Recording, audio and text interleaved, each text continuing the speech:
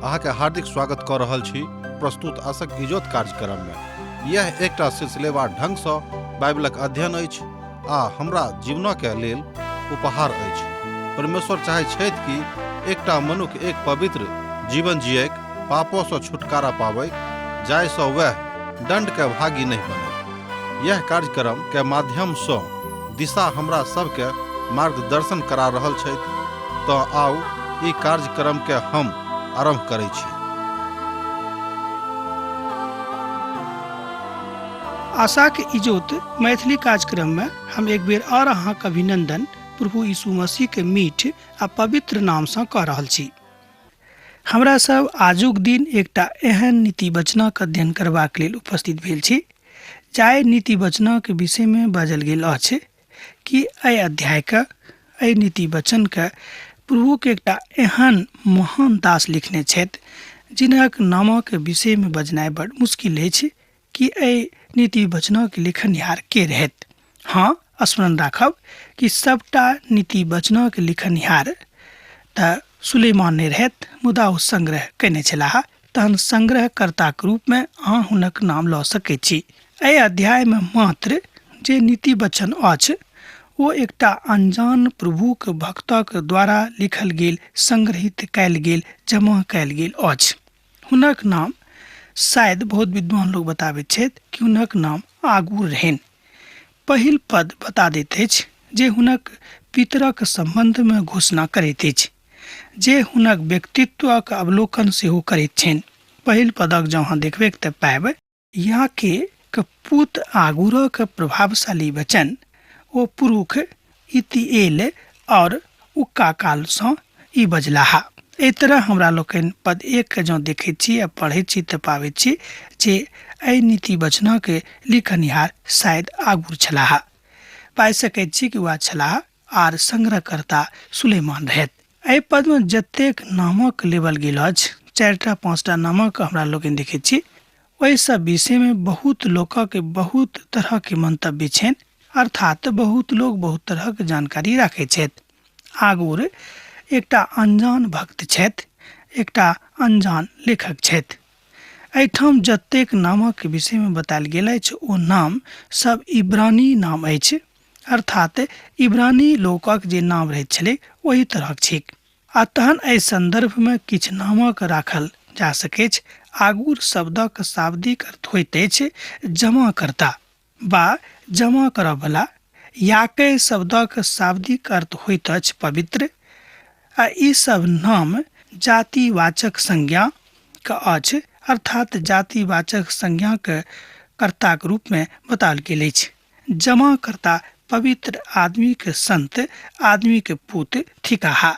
एहि तरह हमरा लोकनि देखैत छी कि परमेश्वरक पवित्र वचन ऐतिहासिक बातक सेहो बताबैत अछि आ वास्तविक बातक सेहो बताबैत अछि, धर्मक बातक सेहो बताबैत अछि आ आत्मिक बातक बता कऽ मनुखक हृदय के चकाचक कऽ दैत अछि, पवित्र कऽ दैत अछि, आनंदित कऽ दैत अछि आ हुनक जिंदगी के आनंद सँ भरपूर कऽ दैत अछि। आउ आगू के 4 पदक देखब। के स्वर्ग पर जाकर पुनः घुरि अयलाह। एक बेर आर देखियो, के स्वर्ग पर जाकर पुनः घुरि कऽ अयलाह। के बिहार के अपन मुट्ठी में बटोरि कऽ राखि लेने छथि। दुनूटा प्रश्न अछि कि स्वर्ग पर जाकर के घुरि कऽ अयलाह, अर्थात दोसर गप में स्वर्ग पर सँ जाकर पुनः के घुरि कऽ आयल छथि। दोसर प्रश्न अछि के बिहार के अपन मुट्ठी में बटोरि कऽ राखि सकैत अछि।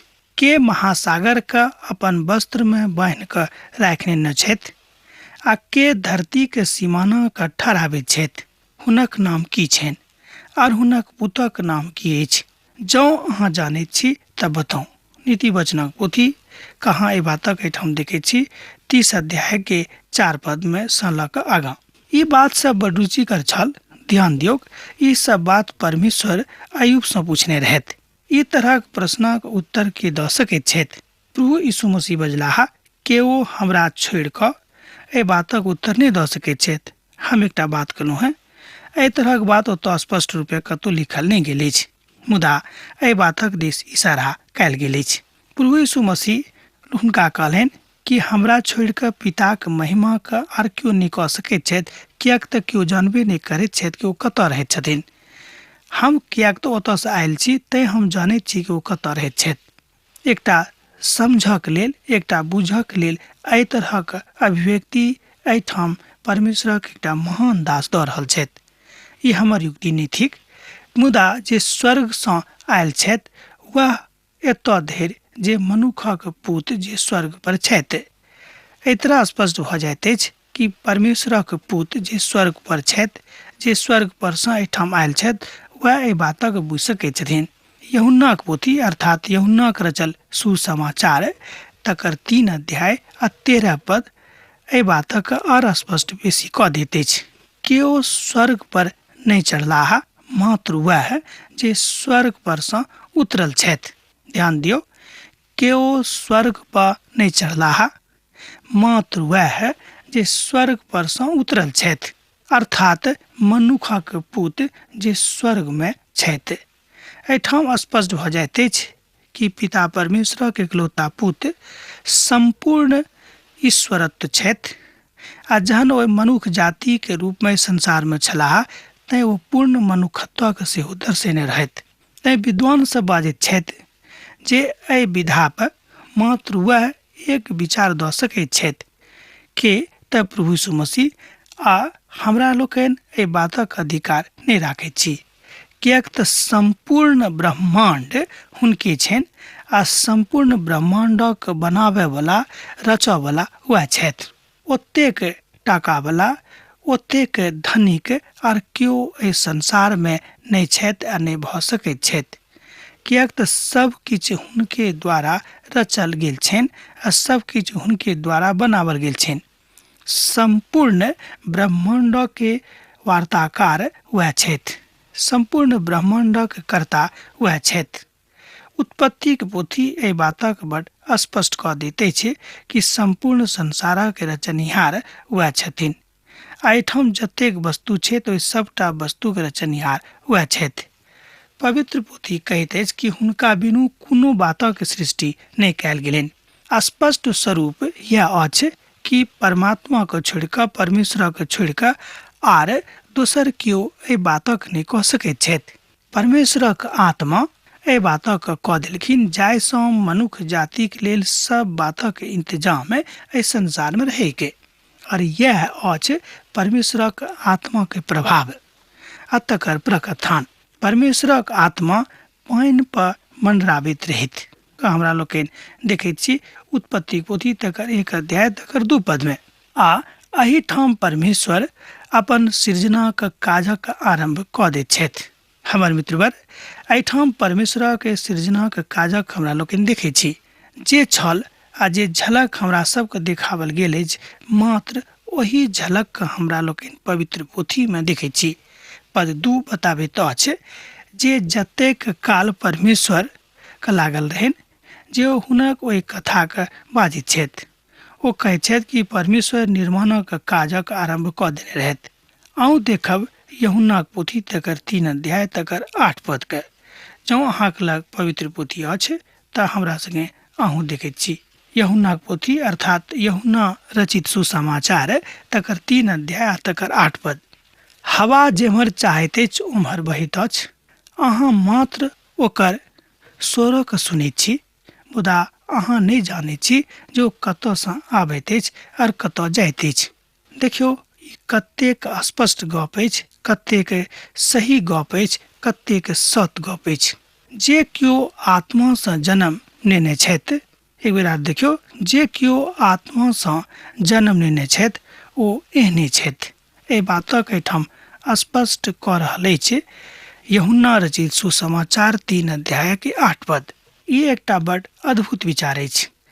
परमेश्वरक एकटा वचन, हम तऽ कहब कि परमेश्वरक एक एक वचन ताबल अछि, तहन ओहि के ऊपर अंगुरी केओ नहि उठा सकैत छथि। किनको ई अधिकार नहि भेटल छनि आ केओ अंगुरी उठा कऽ एहि बातक साबित नहि कऽ सकैत छथि।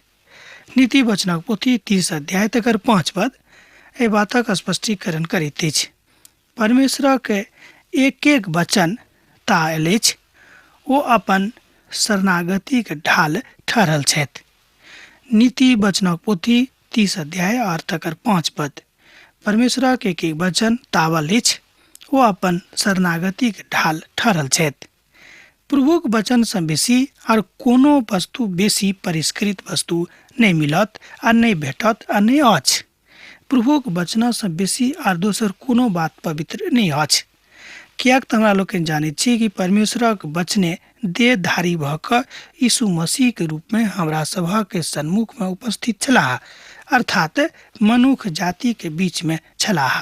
प्रभुक वचन कोनो साबुन सँ वा कोनो और बात सँ नहीं हटावल जा सकैछ आ नहीं साफ कैल जा सकैछ, कियाक तऽ ततेक पवित्र अछि कि ओतऽ तक पहुँचनाइयो बड़ मुश्किल भऽ जाइछ जँ अहाँ पवित्र नहीं रहब। बड़ स्पष्ट अछि, तैं पवित्र पोथी बाइबल कहैत अछि कि प्रभु पवित्र छथि, तैं अहूँ पवित्र बनू। प्रभुक वचन अद्भुत साफ करवला अछि, अर्थात प्रभुक वचन सँ अहाँ स्वयं का, हम स्वयं का, अपन धियापुता का, अहूँ अपन धियापुता का साफ आ पवित्र कऽ सकैत छी। हुनक वचन में किछु नहि बढ़ाऊं आ नहि किछु घटाऊं, कियाक तऽ ई बात उचित अछि। एहि बातक सेहो इशारा कयल गेल अछि नीति वचनक पोथी 30 अध्याय तकर 6 पद में। हुनक वचन में किछु नहि बढ़ाऊं, कतौ ई नहि भऽ जाय जे ओ अहाँके फटकारत और अहाँ झूठा ठहरावल जाय। एहि बातक अहाँ लिख कऽ राखि लिअ, आगाँ अहाँ पढ़ि कऽ देख सकैत छी।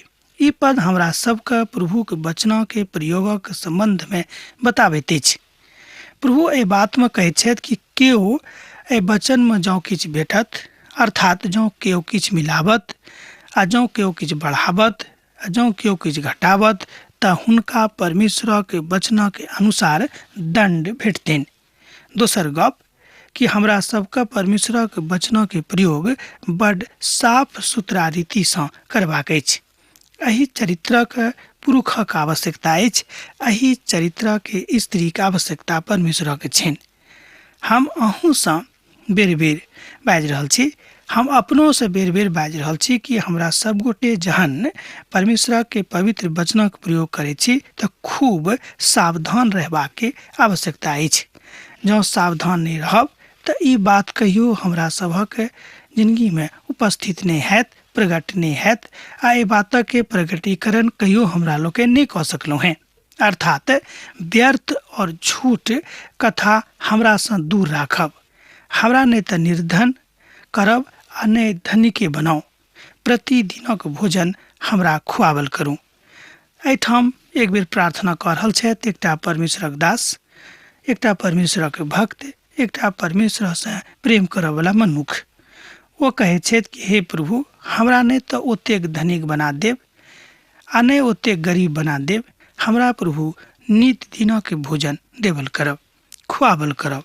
एना नहीं भऽ जायक जहन हमर पेट भरि जायक तहन हम इनकार कऽ कऽ बाजी जे यहोवा के छथि।